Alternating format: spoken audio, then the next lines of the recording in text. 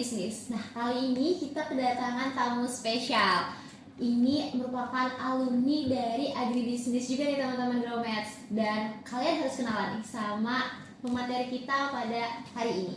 Boleh Bang perkenalan dulu ke Growmates semuanya? Oke, selamat apa nih? Pagi, siang, sore, malam lah ya. Iya. Teman-teman Growcast dimanapun berada. Kenalin, nama lengkapku Ahyarudin dan teman-teman bisa panggil aku Ahyar. Saat ini aku merupakan alumni dari jurusan Agribisnis Unila angkatan 2018. Kegiatan saat ini tuh jadi budak korporat. Budak korporat banget tuh katanya Bang Ahyar. Oke Bang, jadi kali ini kita bakal berbincang sedikit tentang dari awal Abang memilih agribisnis sampai ke dunia kerja yang sudah Abang geluti saat ini. Oke. Nah, Growmates pasti penasaran kan? Kali ini kita ditemanin sama Gobans. Ini adalah Golden Banana dari produksi teman kita, mahasiswi agribisnis juga. Untuk teman-teman jangan lupa beli Gobansnya ya teman-teman. Keren dapat sponsor sih kan? Iya bener Bang. Abang bisa cobain Bang. Boleh. Oke, nah lanjut nih. Tadi Bang Ahyar itu kan merupakan alumni dari jurusan agribisnis juga nih, angkatan 2018. Nah, pastinya aku mau tanya-nanya sedikit tentang awal mula Abang bisa memilih agribisnis sebagai jurusan untuk kuliahnya. Gimana tuh Bang? Wow, milih agribisnis ya. Iya, gimana? Pertama dari perspektif rasa suka ya. Aku suka sama IPA dan IPS. Oh, jadi combo gitu ya Bang? Combo, semuanya suka. Materi IPA aku suka, materi IPS aku suka. Berarti kan poinnya adalah di jurusan mana yang aku bisa dapat keduanya. Oke. Dan itu ada di agribisnis. Kita belajar fisika, kimia, biologi Iya masih bener, ya. masih. Ekonomi juga akuntansi dapat. Nah itu, jadi kayak pertama itu dari sisi preferensi. Kedua dari sisi plan jangka panjang. Kenapa tuh plan jangka panjang? Kalau kita gimana? berangkat dari background nih, Iya. pernah sadar gak kalau teman-teman misal mungkin aku relate karena orang tua aku petani. Oke. Jadi dulu waktu masih SMA tuh mikir kenapa ya petani itu lama kayaknya. Yang justru kayaknya cepet itu tengkulak. Iya bener banget sih ya Berarti Bang. kan padahal tengkulak tuh dapat barang dari Petani. Berarti kan ada gap harga yang di situ tuh nggak sesuai. Aku pengen cari tahu ketika aku di AGB gitu. Jadi rasa penasaran. Rasa penasaran udah terpenuhi gak Bang selama kemarin kuliah gitu? Jujur karena di agribisnis banyak teori, jadi perlu banyak eksplor ke lapangan sih untuk bisa kita tahu kenapa sih gapnya. Sampai skripsi aku pun cari tahu tuh masalahnya kenapa sih harga di tingkat petani sama di tingkat konsumen itu beda. Beda. Oke. Nah kalau berangkat dari pengalaman latar belakang Abang nih ya kan tentang dunia pertanian, karena ada penasaran nih tentang gapnya.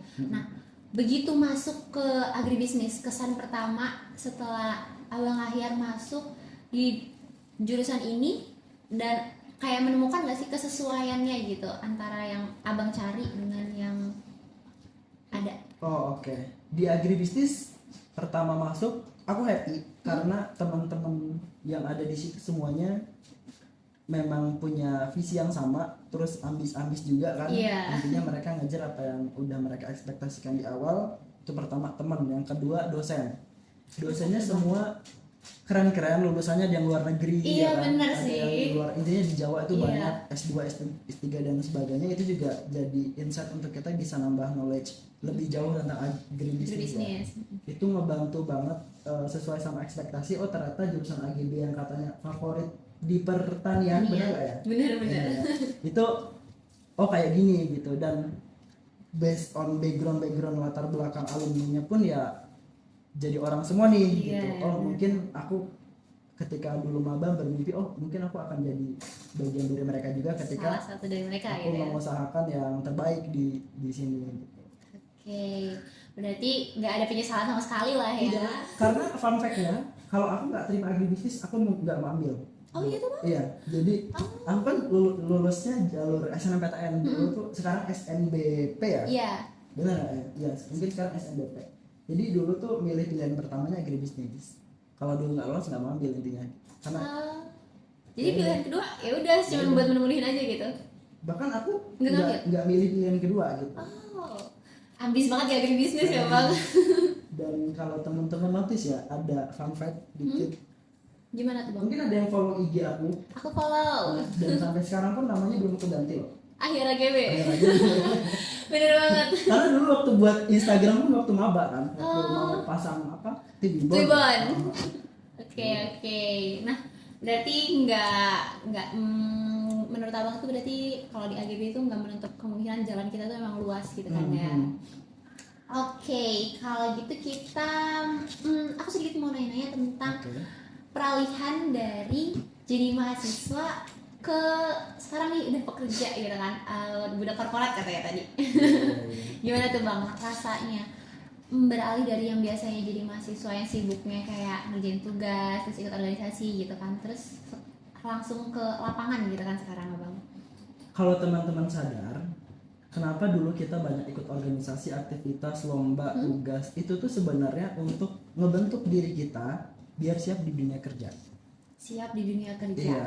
Jadi kenapa gitu? Karena di dunia kerja apa, ambil contoh gini, atasan kita minta tolong buatin report ini dan PowerPoint ini jam 5 sore dan akan saya presentasikan jam 8 pagi.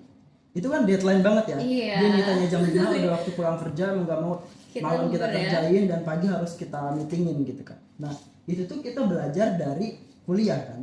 Banyak tugas, banyak kerjaan, ada meeting organisasi, Iya, benar. ataupun harus ikut lomba aktif sana sini gitu kan. Itu tuh Iya sebenarnya sih. jadi jalan awal untuk kita itu terbiasa sama banyak pressure. Jadi biasa kalau dari kita mata kuliah gitu sebenarnya udah bisa mengimplementasikannya ke dunia kerja gitu. Iya, bentuk belajarnya aja, bukan Iya. secara teoritisnya ya. Oke. Nah kalau bicara teoritis di dunia kerja yang abang geluti sekarang, adakah hal yang benar-benar nyangkut dan sampai sekarang kerasa banget gitu? Kayak misalnya mata kuliahnya atau mungkin cara dari pas abang menyampaikan tugas yang disuruh dosen atau gimana gitu bang? Oh, dua hal. Yang Apa pertama itu cara kita presentasi dan cara kita buat PPT itu kepake banget di dunia kerja. Karena apa-apa meeting, apa-apa present ke atasan dan lain sebagainya, business development dan lain sebagainya. Dan itu selama kita bisa maksimalin gimana cara kita nyusun PPT, gimana cara kita presentasi di depan orang, itu kepake banget. Itu dari sisi ini ya, Skill kali ya. dari sisi skill communication dan how to presentation ke seseorang gitu, ke tiap orang. Itu pertama. Kedua, dari sisi mata pelajaran. Gimana tuh bang?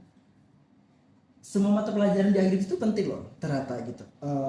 Memang ada spesifikasi khusus, ini penting untuk kita job desk-nya ke A, ini penting untuk ke B gitu. Tapi karena aku basicnya sekarang kerjanya di divisi sales marketing, itu lebih banyaknya matkul-matkul yang memang berkaitan sama itu aja yang sampai sekarang relate gitu. Contoh di manajemen pemasaran sama dasar-dasar manajemen itu mungkin teman-teman gak asing sama 4P, 7P yang price, place, promotion, produk, bener gak? Iya. Itu kepake banget gitu. Kayak gimana sih sebenarnya cara kita nentuin produk atau place atau promotion yang tepat untuk bisa kita dapat segmentasi market yang oke gitu. Oke. Dan di AGB udah diajarin kan gitu. Iya. Jadi kita udah nggak asing sama itu. Oke, berarti kepake banget ya ilmu-ilmu yang udah Alhamdulillah di. kepake banget.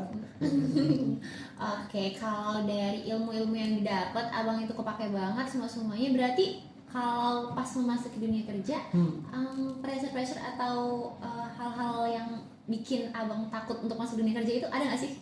Saya sih pernah di pressure sama cutting hima nggak? So far enggak sih. Oh sekarang udah oke ya, udah Oke. cara kerja di hima udah bagus juga. Iya. Kan? Maksudnya pressure dalam artian tuh kayak biar teman-teman tuh mentalnya dikuatin gitu. Misal ada harus kumpulan dan lain sebagainya gitu. Nah, tapi hima aktif ya. Aktif. Nah, jadi kalau di kerja itu, menurutku apa yang dulu dilakukan hima mungkin sebagian kecil akan ngebentuk mental kita jadi lebih oke kan di dunia kerja gitu. Dan so far sih kalau di dunia kerja itu mereka cuma butuh why-nya kenapa, datanya apa, dan action plan lo apa. Jadi memang kita salah nih, kita ke pressure di dunia kerja. Ya udah kita jelasin kenapa itu salah. Bukan kita Ngelak. ngelak, enggak. Justru atasan kita kurang suka sama itu, ya udah, karena mereka kan justru bilang kita salah based on data. Iya. Kita akan bilang, oh ini salah karena A B C. Tapi untuk bisa beresin salah atau problem ini, aku udah ada plan A B C juga loh. Oh, oke. Jadi setidaknya enggak sekedar mengelak atau mengakui salah, tapi ada plan yang akan kita Untuk selesaikan. menggantikan dari yang salah tadi. Misal ada masalah di, aku ambil contoh, aku cover area Palembang, ada yang salah di Palembang dengan A B C D F G, tapi aku akan bereskan dengan cara ini, dan aku butuh support ini loh dari atasan. Mereka akan menjawab. Oke, jadi bukan cuman yang kayak kita salah terus ngelak terus nggak ada plan untuk selanjutnya ngatasin masalahnya gimana gitu ya, tapi harus ada plan-plan atau step yang udah kita siapin juga kalau misalnya kita salah. Betul. Oke bang. Nah kalau kayak gitu awal mula abang adaptasi itu prosesnya gimana bang? Adaptasi. Aku belajar adaptasi sebelum lulus. Sebelum lulus. Berarti abang udah berkecimpung kah di dunia sales and marketing atau gimana? Iya. Oh. Aku dulu magang dari semester 6 di salah satu agrowisata, terus aku lanjut juga magang di Kementerian Sosial, lanjut juga magang terakhir marketing di Nutrifood Indonesia, dan itu jadi batu loncatan untuk aku lebih siap di dunia kerja. Mungkin nanti kalau kamu mau tanya detail tentang magang ya aku open, tapi intinya selain memang kita belajar di agribisnis, kayaknya kita perlu Belajar dari luar gitu. prakteknya gimana sih ketika kita jadi budak korporat ataupun istilahnya di dunia swasta atau di dunia pemerintahan atau bahkan di dunia yang sifatnya lokalisasi, kita tahu gap-gapnya di setiap itu sehingga kita nanti oh ternyata orang kerja itu nanti akan seperti ini. Ya mungkin sekarang kalau di AGB itu ada PU ya. Iya benar. Itu juga sebagian kecil membentuk untuk bisa kita tahu dunia kerja gimana ya, walaupun kalau untuk prakteknya sih harusnya magang tuh harusnya sampai 6 bulan ya minimal. Tapi PU nggak sampai. Iya, gitu sih. Oke, berarti memang udah ada pengalaman sebelumnya, jadi nggak yang langsung kaget atau tiba-tiba pas masuk dunia kerja itu harus menyesuaikan banget gitu ya, tapi udah kebentuk dari sebelum-sebelumnya. Iya, itu ngebantu untuk kita lebih siap lah. Karena persaingan kerja di luar itu kita jangan bayangin ketika kawan kita, misal Sasi lihat teman-teman A, B, C itu nggak magang, oh ya udahlah mereka juga nggak ada activity lain selain belajar gitu. Tapi yang kita jadikan comparison adalah oh ternyata univ-univ kampus lain itu segila itu untuk ngejar mereka tuh bisa siap di dunia kerja. Bener bang. Kayaknya memang harus dari diri kita yang aware sama diri kita sendiri nggak sih, kayak ya harusnya tuh kayak gini gitu, harusnya memang sudah ada plan untuk kedepannya. Iya, apapun itu nggak harus kerja, maupun bisnis, lanjut S2 ataupun mempersiapkan LPDP. Ya, benar. kita harus membandingkannya untuk jadi motivasi kita lihat keluar lah gitu. Iya, oke, setuju sih. Growmax berarti harus sadar kalau misal kita itu juga nggak cuma butuh motivasi dari diri kita sendiri, tapi juga kita bisa melihat dari orang lain gitu kan ya bang. Iya, tapi bukan jadi hal yang bandingan gitu kan. ya. Iya benar, bukan buat perbandingan. Oke, kalau masalah tentang orang lain nih bang. Wah, apa nih? Skill, aku mau nanya soal skill gitu. Kayak adakah skill yang memang nggak didapat di AGB tapi abang bisa abang dapatkan dari pengalaman abang di luar gitu? Oke, justru skill itu kan dibagi jadi dua, hard skill sama soft skill. Kalau hard skill itu bisa aja kita dapetin dari AGB, tapi kalau soft skill entah itu leadership, knowledge seputar communication, atau mungkin cara kita berpikir, cara kita beresin masalah, kadang bisa kita dapatnya dari luar. Misal Sasi ikut hima ataupun ikut organisasi A, nemu masalah A, B, C, dan oh gua harus beresin ini, cara berpikir gua gini, pola komunikasinya harus seperti ini kalau ngobrol sama orang eksternal internal. Nah itu kan pasti dapatnya nggak semuanya dari agribisnis. Iya benar sih bang. Hal-hal itu sih yang sebenarnya bisa kita explore juga untuk kita bisa lebih banyak dapetin skill yang bisa kita pakai di dunia kerja nanti. Oke. Kalau tentang ekspektasi gitu bang, adakah ekspektasi khusus? Abang kan dulunya mahasiswa juga nih kayak kami gitu kan. Ekspektasi pas jadi mahasiswa kalau dunia kerja itu kayak gini, ternyata versusnya di lapangan itu nggak kayak gini gitu. Oke. Ada nggak yang kayak gitu bang? Minusnya kita sebagai mahasiswa untuk tahu dunia kerja itu sifatnya clueless. Jadi kayak kita tuh nggak tahu masa depan kita tuh akan seperti apa, Benar. ya kan? Iya. Entah nanti kerja di banking atau mungkin kerja di marketing atau bahkan tiba-tiba di area yang di sifatnya production atau plantation yang nanam segala macam atau justru jadi pengusaha kan nggak ada yang Iya, tahu kan. benar. Nah jadi kalau ekspektasi sih nggak kegambar banyak ya akan seperti apa jadinya gitu, tapi fokus aja ke apa sih yang sebenarnya pengen dikejar di 5 tahun ke depan, 10 tahun ke depan. Nah itu jadi aku menggambarkannya bukan sebagai ekspektasi tapi sebagai target atau rencana gitu. Iya, iya. Adapun itu nggak tercapai, oh kita udah ada plan B nih ke sini gitu. Kayak itu sih mungkin yang harus jadi pegangan tuh, jangan bergantung sama ekspektasi karena nanti takut Nggak sesuai nggak itu sesuai, tadi. malah apa namanya jatuh dan sebagainya. Bahwa kalau teman-teman notice juga ya, kita kerja, kalau kita kerja di swasta, di negeri dan sebagainya, itu bukan memenuhi ekspektasi kita loh. Jadi yang banyak salah sekarang adalah Gen Z itu Iya, kenapa? seringnya kalau kerja itu, oh gue pengen nyaman, gaji 2 digit, terus atasannya baik, tempatnya deket, Iya. ya kan, pokoknya banyak yang, banget lah. yang positif-positifnya yang Itu diambil. kan ekspektasi kita Iya, kan. ekspektasi kita, Kan ya. kita kerja sama orang, berarti memenuhi ekspektasi orang dong, Iya, ya. memenuhi ekspektasi owner dari perusahaan. benar. Nah itu yang harus kita ambil, oh sebenarnya apa sih ekspektasi mereka yang memang itu bisa menguntungkan juga Menguntungkan. bagi aku gitu. Ya nggak semuanya bagus gitu, kayak misal oh gue pengennya kerjanya di Lampung aja, pengennya gajinya gede, pengennya langsung jadi atasan dan sebagainya, pokoknya banyak mau lah gitu. Tapi ada kalanya memang kita harus nentuin juga sebenarnya apa sih yang jadi ekspektasi perusahaan yang itu bisa ngebawa dampak juga ke aku. Iya, jadi berarti sebenarnya kita nggak bisa ya menggantungkan semuanya ke ekspektasi. Iya, oke. Kalau kayak gitu, ada nggak bang terkait proses di mana abang itu di dunia kerja lebih kayak ngerasa emang ini kayaknya tempat yang pas gitu, kayak atau kayak perjalanan dari awal abang mulai kerja sampai sekarang kayak gitu, yang kayak prosesnya tuh ngebuat abang ngerasa ini nih pas banget, kerjaannya tuh cocok banget sama saya gitu. Oh gue banget gitu. Iya. Jujur aku nggak expect akan masuk ke divisi sales marketing. Karena memang dulu sebenarnya fokusnya nggak ke sana gitu, tapi makin kesini makin sadar bahwa oh ternyata ini oke juga untuk dijalankan sesuai mungkin dengan mimpi aku di 10 tahun ke depan dan lain sebagainya gitu kan. Karena aku udah 2 perusahaan. Sebelum di yang sekarang itu ada perusahaan sebelumnya yang basicnya sales marketing juga.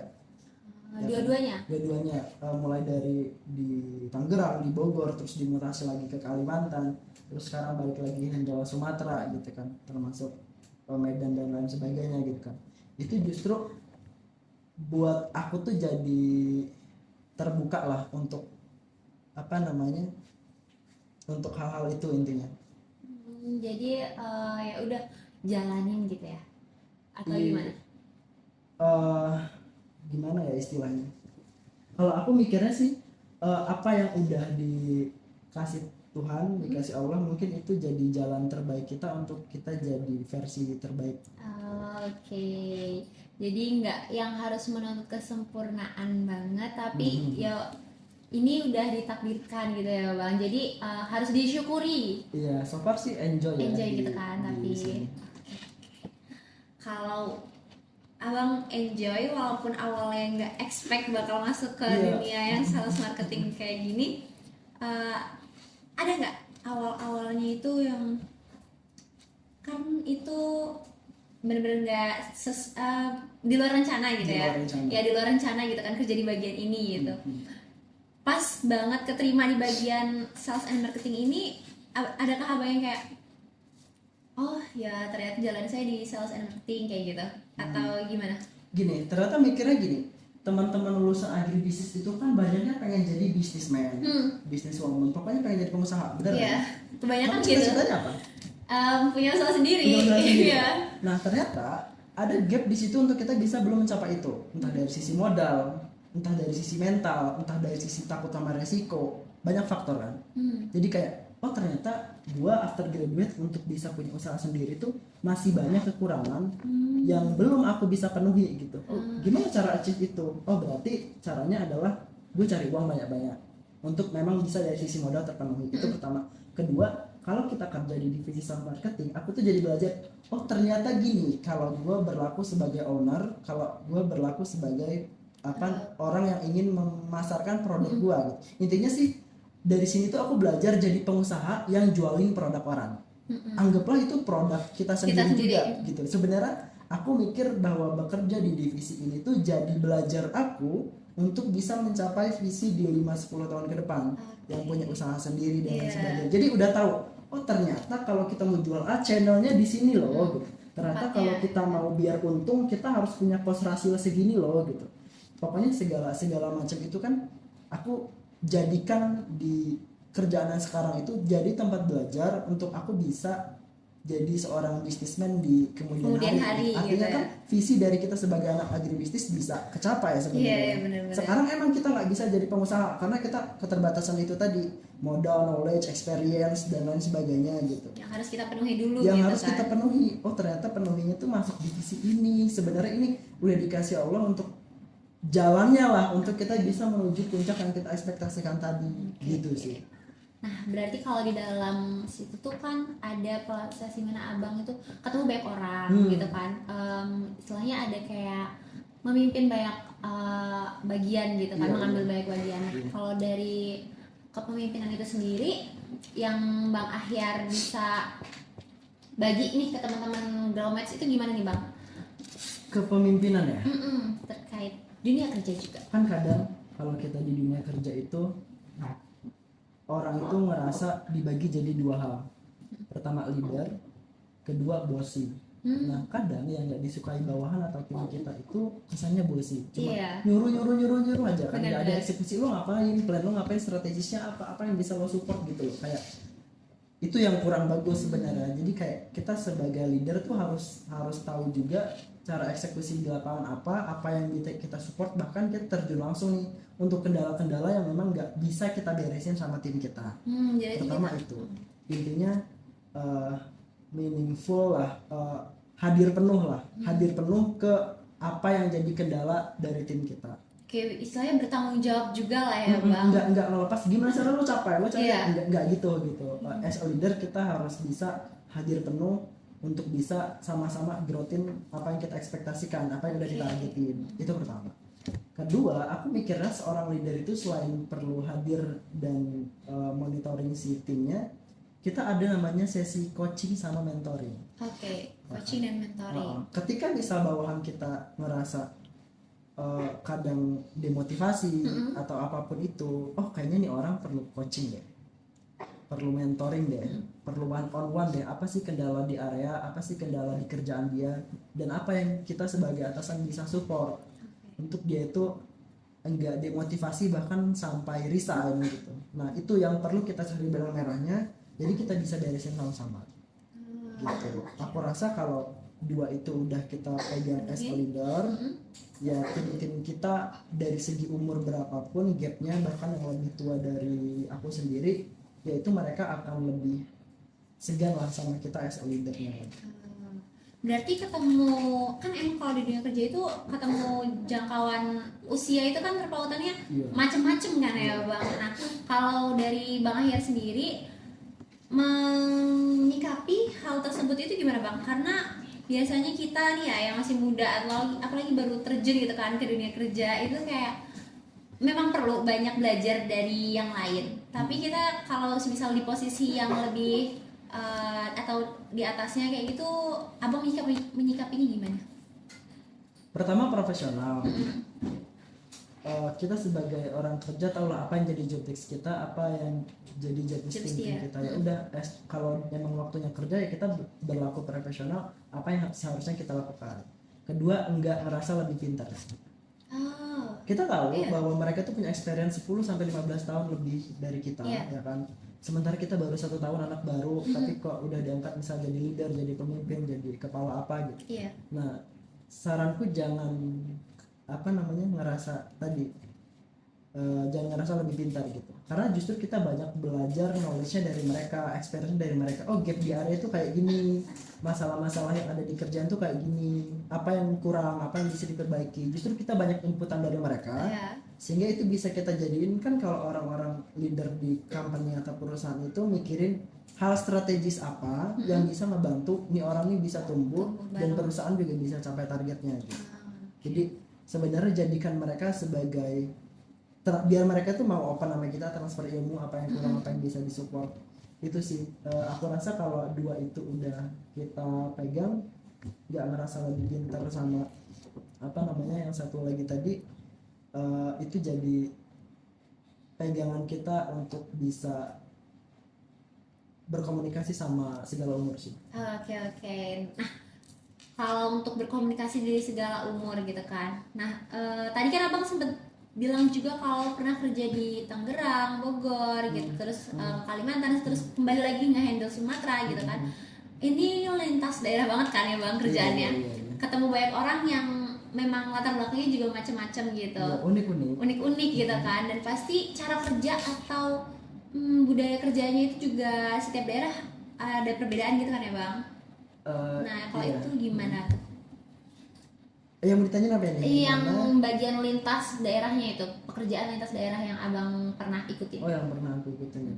So far kalau di Jakarta culture-nya mirip. Sebenarnya sih kalau secara budaya, setiap perusahaan itu kan punya budaya sendiri ya. Kayak kalau di perusahaan sekarang budaya itu great lah kita namainnya.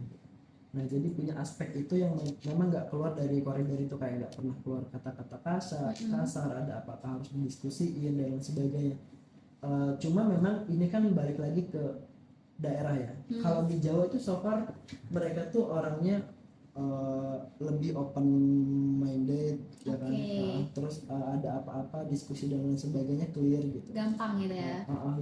Lebih terbuka lah gitu. Sama aku juga banyak belajar sama mereka gitu. Tapi untuk di luar lain juga sebenarnya sih aku melihatnya bahwa dari awal nyari memang yang aku lihat tuh bukan art daerah loh. Tapi yang aku lihat itu perusahaannya apa. Karena misal aku ambil contoh, kalau memang perusahaan A itu punya budaya bagus, menerapkan budaya itu akan kebawa ke karyawannya. Jadi dimanapun daerahnya mereka pegang prinsip budaya atau culture di perusahaan itu tuh akan seperti ini gitu. Jadi pola kerja yang akan diikuti itu akan seperti ini. Kalau mereka nggak ikutin budaya perusahaan, mereka akan keluar dengan sendirinya kok gitu. Kayak seleksi alamnya gitu ya bang. Entah seleksi alam, entah mereka nggak cocok sama culture-nya atau apapun itu gitu kan. Nah jadi kalau ngerasa perbedaannya signifikan, aku ngerasa nggak terlalu banyak gitu. Cuma gimana cara kita nyikapi orang eksternalnya sih. Kayak aku kan banyak ketemu buyer, bisa banyak ketemu customer gitu. Mungkin dari sisi pendekatannya aja yang beda-beda gitu ya. Beda-beda. Karena tergantung personalnya. Tapi selama kita bisa ngasih benefit ke customer, mereka open gitu. Oke. Kita udah ngobrol panjang ya bang tentang dunia kerja. Kalau mau minum dulu bang, kalau mau dimakan juga nggak apa-apa. Nah, kalau kayak gitu, ada nggak nih bang pesan ataupun yang harus banget kita ikutin untuk nantinya lancar gitu di dunia kerja untuk ke Growmates gitu bang? Pesan ya? Iya. Kalau dari aku sih jangan pernah berhenti belajar dan explore satu skill tambahan apapun yang menurut teman-teman itu bisa dijadikan acuan untuk kesiapan di dunia kerja. Karena dengan kita nambah skill dan kemampuan belajar kita, itu jadi pembuka untuk kita tuh bisa melihat di belakang atau di depan kabut itu ada mimpi-mimpi yang akan kita kejar gitu. Dan itu bisa kita dapetin ketika kita berani untuk ngambil keputusan dan nambah skill yang kita pengen itu tadi. Aku ambil contoh satu. Apa tuh bang? Bahasa Inggris. Nah, iya baik banget nih. Iya, jadi gini. Kalau teman-teman, gue pengen dapat after graduate langsung 2 digit gajinya gitu kan. Terus yang kedua, pengen langsung jadi leader, pengen kerja di multinasional company. Skill apa yang lo udah dapetin gitu ya? Dapetin atau asa untuk itu gitu, atau lo udah siapin lah. Selain memang secara komunikasi, organisasi dan sebagainya, ternyata bahasa Inggris. Mulai dari CV, interview, gimana kita leader LGD ataupun nanti business case presentation sebelum kita diterima, itu semuanya kan full Inggris, ya kan. Dengan kita punya satu kemampuan bahasa Inggris itu jadi pembuka kita juga sebenarnya untuk lebih siap bahwa di kabut sana itu ada loh mimpi yang kita kejar, ada loh, memang bisa loh setelah lulus gajinya langsung 2 digit itu bisa Iya, gitu. iya, Dan iya. ataupun Nggak jadi mustahil gitu ya. nggak mustahil jadi atasan pun bisa gitu kan. Kan sekarang kalau di perusahaan tuh ada namanya program manajemen trainee yang percepatan karir dan lain sebagainya. Nah itu tuh salah satu pembukanya kalau kita punya skill tambahan yang membedakan dengan yang lain gitu. Itu sih yang jadi kunci tuh ketika teman-teman pengen kejar sesuatu, apa yang udah teman-teman siapkan untuk mencapai itu. Oke. Nah, Bromers, jadi ini obrolan singkat kita sama Bang Ahyar. Kalau teman-teman mau tanya-tanya lagi seputar dunia kerja ke Bang Ahyar, bisa banget. Tadi Instagramnya apa Bang Ahyar? Ahyar AGB. Oke. Nah, terima kasih ya Bang Ahyar udah bagi banyak banget insight baru ke teman-teman Bromers dan juga ke saya tentunya pastinya. Ini membuka kayak oh ternyata harus kayak gini nih, bener banget, kayak skill baru, kemudian juga kita yang harus adaptasi kayak gitu kan, dan pastinya nggak luput dari rasa syukur itu tadi. Boleh nih Bang, say goodbye dulu sama teman-teman Gromets. Sampai jumpa lagi di Gromets kita selanjutnya, bye bye.